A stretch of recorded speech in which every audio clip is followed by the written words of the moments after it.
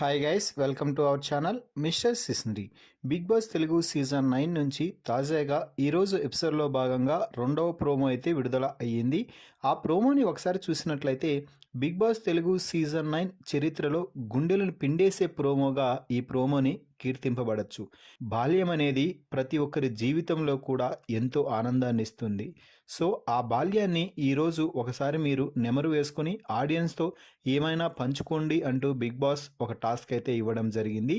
ఇక ఇందులో భాగంగానే హౌస్లో ఉన్న కంటెస్టెంట్స్ యొక్క బాల్యం నాటి అంటే చిన్ననాటి ఫోటోలని బిగ్ బాస్ హౌస్లో ఒక్కొక్కరికి ఒక్కొక్క ఫోటోని అయితే అందించడం జరిగింది.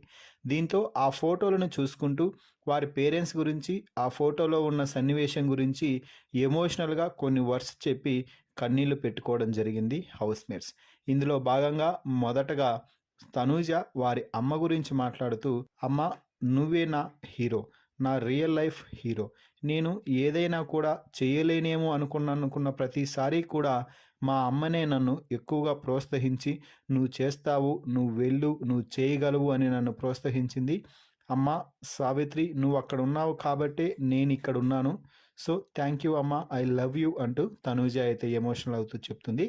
ఇక ఆ తర్వాత ఇమ్మాన్యుయల్ అయితే తన అన్న తాను ఫోటో ఉన్నది చూసి మొత్తం కన్నీళ్లు పెట్టుకున్నాడు.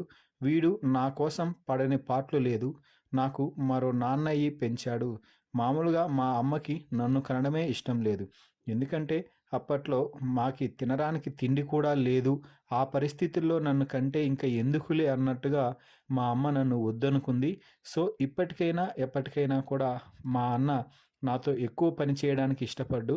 నేను 100%లో 25% చేస్తే మా అన్న 75%కి పైగా పని చేసేవాడు అంటూ ఇమ్మాన్యుయల్ కన్నీళ్లు పెట్టుకుంటూ చెప్పడం జరిగింది.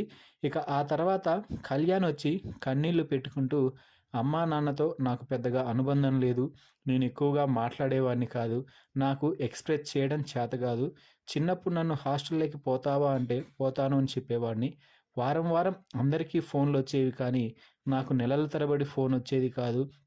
ప్రతి వారం కూడా నేను వార్డెన్ దగ్గరికి వెళ్ళి కూర్చునేవాడిని, నాకంటూ ఫోన్ వస్తుందేమో అనేసి.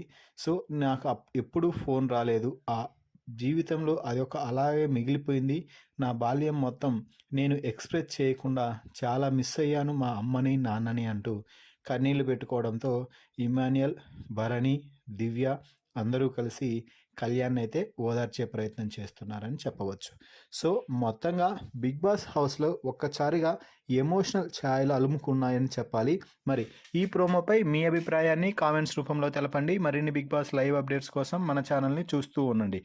Please subscribe our YouTube channel mister సిసింద్రి.